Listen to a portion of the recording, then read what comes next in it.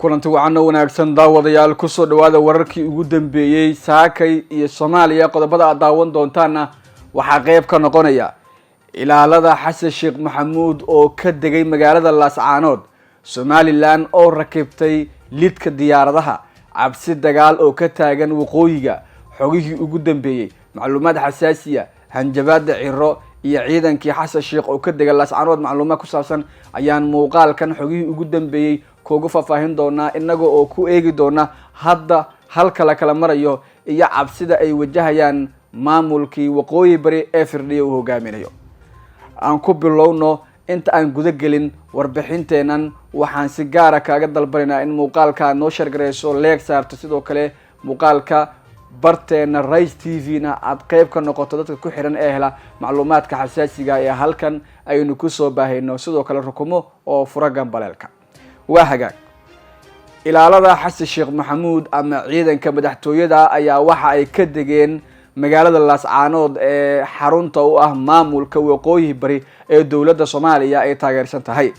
ciidankii ilaalada u ah Xasan Sheekh Maxamuud ee ilaalada madaxtooyada ama koofiya casta ayaa waxa ay markii ugu horeysay iyaga oo hordhac u ah Xasan Sheekh Maxamuud ka degeen deegaanada dhaca waqooyiga Soomaaliya tan iyo burburkii kadib 19 waxaa horay 88 la sheegay in halkaasi ay ugu dambeysay ciidanka ilaalada madaxweyne halkaasi gaara ama madaxweynaha Soomaaliya Siyaad Barre ayuu ahaa ninkii ugu dambeeyay ee taga halkaasi si gaarna ciidamadiisu ay ka degeen magaalada Laascaanood kadib Siyaad Barrena waxa Xasan Sheekh Maxamuud uu noqonayaa 12 madaxweyne oo Soomaaliya ah madaxweynihii saddexaad ee tagaya halkaasi dhaqdhaqaaqan culus ee markaasi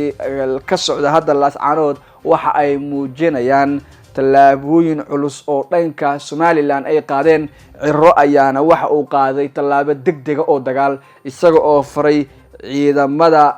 Somaliland gaar ahaan kuwa sida gaarka u tababaran ee loo carbiyay lidka diyaaradaha iyo madaafiicda culus inay tuuraan in ay rakibaan lidkii diyaaradaha iyo sidoo kale madaafiicda culus waxa laga baqdin qabaa in Laascaanood mar kale dib loogu celiyo 2023 xaaladii ay ku sugnaayeen ee duqeymaha ku socday magaaladaasi burburkii baaxadda weynaa ee gaaray iyo sidoo kale beegsiga xarumihii muhiimka ahaa ee Somaliland ay beegsatay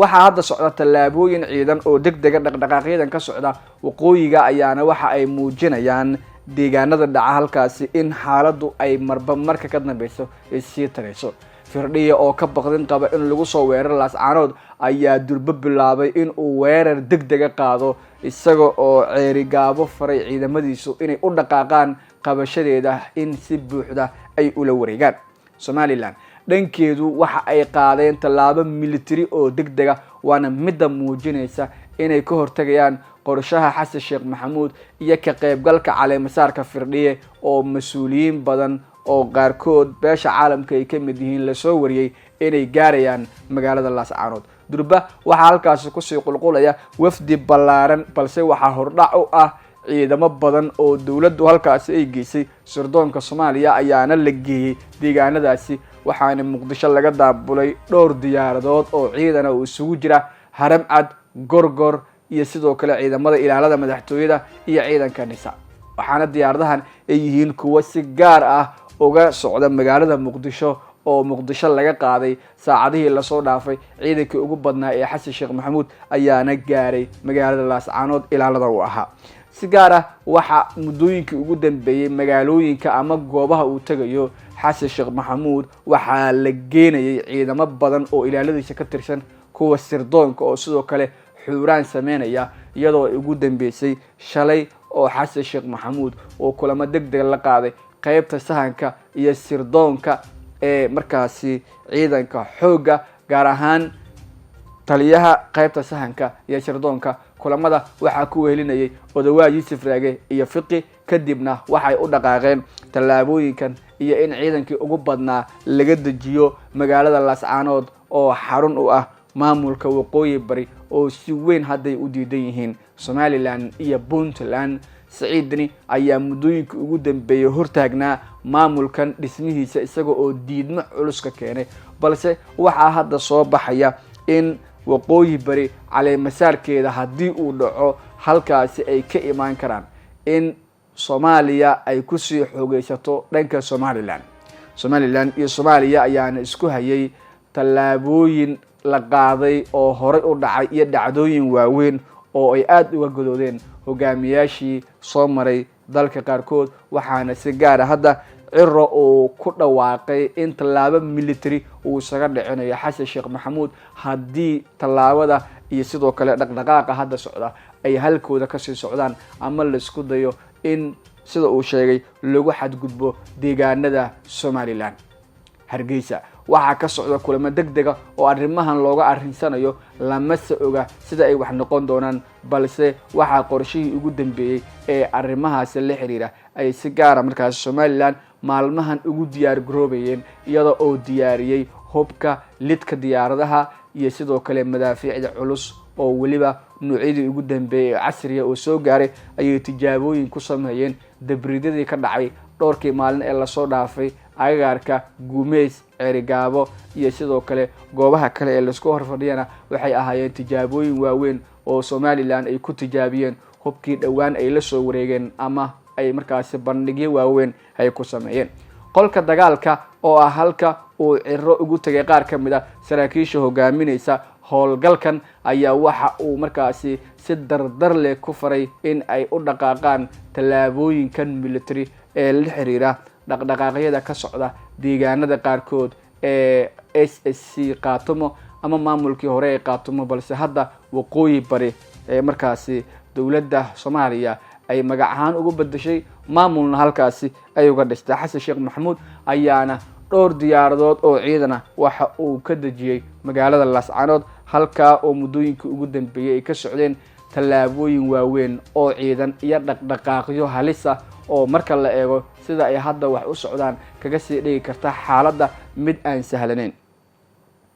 in Laascaanood marka lagu baratamo wax ay dhan ama dhinac u ridi doontaa labada dhinac loolanka xilligan u dhaxaya Soomaaliya iyo Somaliland ayaa wada galay loolanmadii ugu dambeeyay waxaana ugu weynaa in ay dawladda Soomaaliya ay qaaday tallaabo maabka looga saarayo Somaliland waana midkii ugu dambeeyay ee dagaalkii diblomaasiyadda dhankeeda ama caalamiga ahaa marka laga tago dagaalkii markaasi rasaasta iyo hubka culus la isku adeegsanayay ee waqooyiga Soomaaliya ka socday si gaar ah hadda waxa ay u muuqanaysaa Somaliland in ay qaadayso kaliya tallaabo dagaal oo ay ku badbaadin karto deegaanada hadda ka maqan gacantooda oo Laascaanood ay ugu weyn yihiin waxaana socda dhaqdhaqaaqyadii ugu dambeeyay ee looga hortagayo qorshaha uu Xasan Sheekh Maxamuud durba ka bilaabay magaalada Laascaanood waxgaradka siyaasiyiinta iyo sidoo kale mas'uuliyiinta ugu sareysa Somaliland ayaa kulamo joogto ah maalmihii la soo dhaafay ka lahaa arrintan waxaana isku raaceen in si degdeg ah looga falceliyo waliba si wadajir ah looga dhiidhiyo arrintan taagan oo ay qaadaan tallaabooyin degdeg ah iyo dhaqdhaqaaqyo ciidan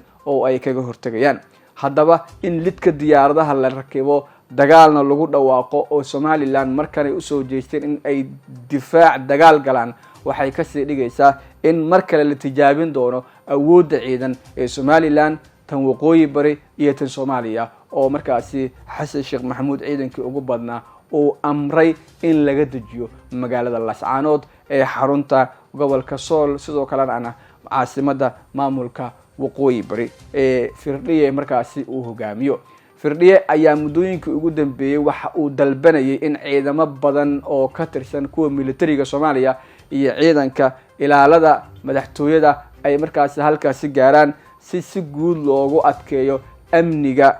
Xasan Sheekh Maxamuud oo lagu wado inuu ka qayb galo munaasabad caleemasaar ah oo ka dhacaysa magaalada Laascaanood gaar ahaan madaxtooyada waqooyi bari iyada oo waliba dhanka Somaliland ay diyaariyeen lidka diyaaradaha oo ku sii jeeda magaalada Laascaanood iyo madaxtooyada la filayo in Xasan Sheekh Maxamuud uu tago halkaasina uu kaga dhawaaqo maamulka waqooyi bari dawladda dhexe inay soo gabagabeysay howlihii aqoonsigeeda kadibna ay markaasi doorasho u qabatay ugu dambeynna ay ku soo gunaanadeen ka qaybgalka caleemasaarka madaxweynaha maamulkaasi iyada oo kadib lagu dhawaaqi doono xildhibaanada ay markaasi doorashooyinkooda iyo ay u gudageli doonaan doorashooyinka nuuca ay filadu doonayso in laga qabto deegaanada waqooyiga dhaca ee waqooyi bari ama SSC qaatumo. muddooyinkii ugu dambeeyay ciidamo uu hogaaminaya Cabdi Madoobe iyo kuwa kale ayaa la sheegay in ay u dhaqaaqeen furmaha hore ee dagaalka aadna ay isaga giijinayaan in aan loo soo gudbin ama aan la soo jebin ciidankan jabhadda ah ee muddooyinkii ugu dambeeyay dagaalka adag kula jiray ciidanka Somaliland. ogeysiis muhiim ah isbitaalka Samakeer waxa uu bilaabay 6 bishii Julaay oo daaweyn iyo qaliimo ay fulinayaan khubaro u dhalatay dalka Suudaan kuwaasi oo kala ah Dr. Osama Gasmal Said oo qabiir ku ah cudurrada haweenka iyo taranka IVF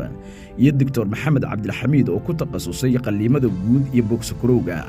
la kulanka dhaqaatiirtu waa lacag la'aan qiimaha qaliimada waxa la dhimay 50% waxa ayna socon doonaan muddo 45 cisho ah ee horay u gaar Samakeer oo ku yaala Kaasa Balbalaare ka soo horjeedka saldhigga Hodan. dhinacyada ciidanka Somaliland ee loo diyaariyay dagaalkan in ay ka jawaabaan ama tallaabooyin qaadaan oo taliyaasha ciidamadu ay hogaaminayaan ayaa waxa la faray in ay qaadaan dhaqdhaqaaqyadii ugu dambeeyay ee ciidan iyo tallaabooyinkii ugu dambeeyay ay kaga hortagayaan qorshaha filla Soomaaliya ay ku doonayso in ay Xasan Sheekh Maxamuud uu markaasi ku tago magaalada Laascaanood kadibna halkaasi uu noqdo madaxweynihii ugu horeeyay ee taga kadib Siyaad Barre 30 sano kadib ayuuna tagayaa halkaasi sida qorshe uu yahay waxaana uu kaga qayb gali doonaa caleema saarka Firdhiye oo maalmaha soo aadan aad markaasi loo hadalhayo in uu dhacayo walow Cirro uu si weyn arintan u diidan yahay uuna isugu geenayo awood ciidan maal iyo muruqba sidii uu markaasi ula dagaalami lahaa filla Soomaaliya iyo Xasan Sheekh Maxamuud oo kaashanaysa Firdhiye oo waqooyiga jooga gaar ahaan deegaanada Laascaanood oo markaasi ah meelaha hadda ay doonayso Somaliland in loolanka adag ay ka sameeyso ayuu loolankan ka dhici doona oo ay sigaar ugu loolami doonaan in la rakibo lidkii diyaaradaha waxay keenaysaa in xaalad kale oo qatar ah xilligan ay ku sugan yihiin Laascaanood iyo dadkeeduba iyaga oo wajahaya dhaqdhaqaaqyo ciidan oo dhanka Somaliland uga imaanaya.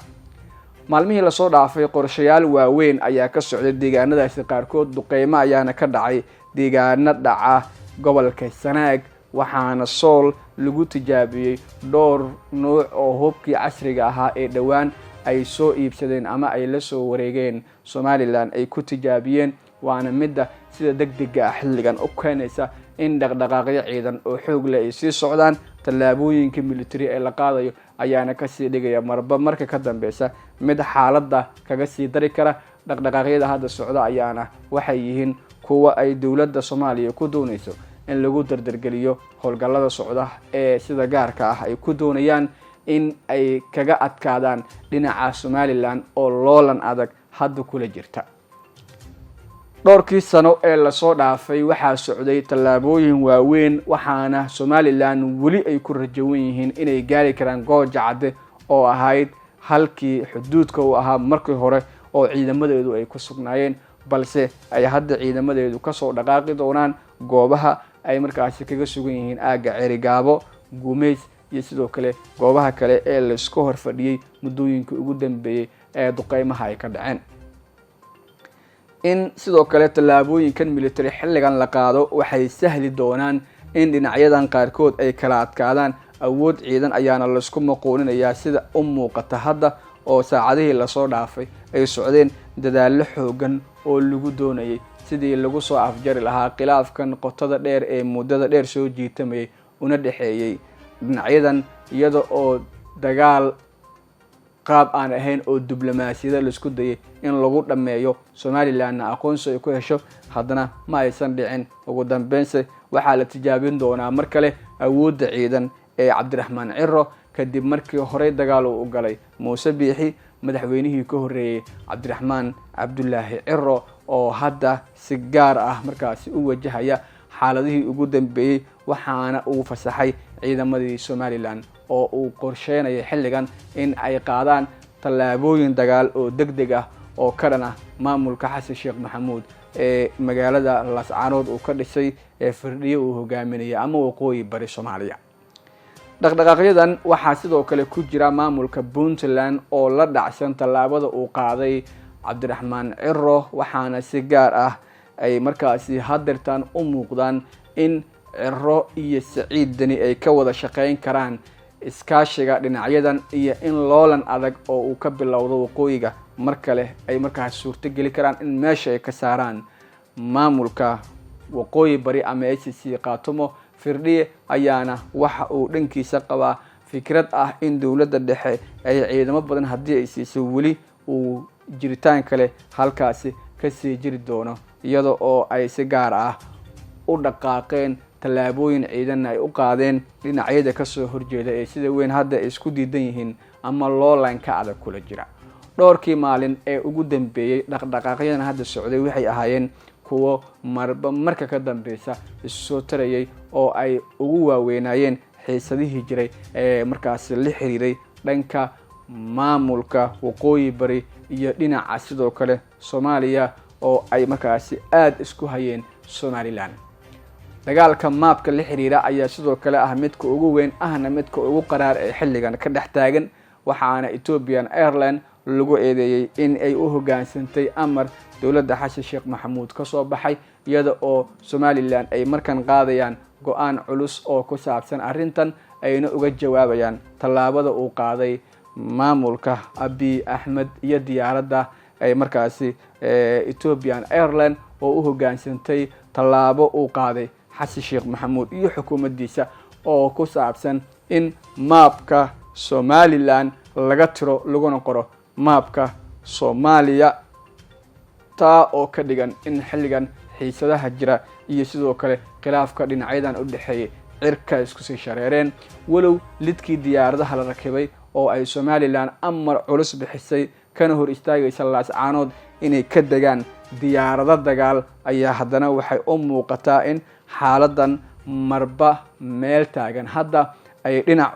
u dhici doonto. tallaabooyinkii ugu dambeeyay ee la qaadayna waxa ay muujinayeen kuwo ka sii darayay marba marka ka dambeysa oo xiisada dagaal ee dhinacyada u dhaxaysa ay sidoo kale ahayd tallaabooyin degdeg ah oo soo tarayay. dhowrkii maalin ugu dambeeyana waxaa markaasi muuqanayay in dhinacyadan loolankooda uu ahaa mid